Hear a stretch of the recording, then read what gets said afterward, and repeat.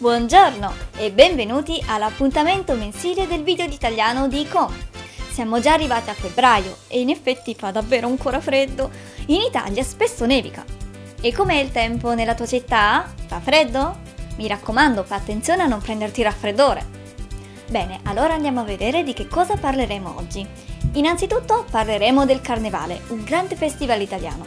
E per seguire, per quanto riguarda il topico culturale, parleremo della Chiesa Cattolica. Ebbene sì, perché in Italia la presenza della Chiesa Cattolica è sentita in maniera molto forte. Bene, allora andiamo a vedere insieme di che cosa parleremo, mi raccomando. Bene, e ora andiamo a parlare del Carnevale. Che cos'è il Carnevale? Beh, è una grande festa italiana legata alla tradizione cristiana che ha origini molto antiche. Durante questo periodo di Carnevale ci si diverte e si mangia tantissimo, perché anticamente dopo il periodo di Carnevale seguiva il periodo della Quaresima, in cui non si potevano mangiare dolci fino a Pasqua. Ora però non è più così.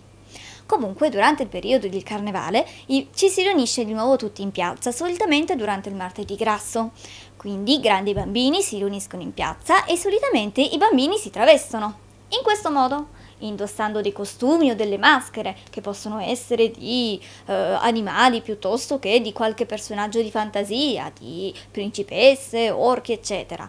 E indossando queste maschere ci si diverte tutti insieme, vengono distribuiti ai bambini caramelle, cioccolato, dolci, bevande calde come la cioccolata calda e dopo si assiste al tradizionale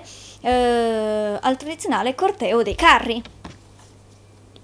Eccoli qui, sono dei grossi carri in cui vengono montati dei grossi pupazzi, delle grosse maschere che vengono fatte sfilare appunto attraverso i carri per le varie piazze della città, per le varie strade e tutti quanti seguono questi carri perché da sopra i carri le persone danno le caramelle ai bambini e quindi sono tutti lì ad aspettare queste caramelle.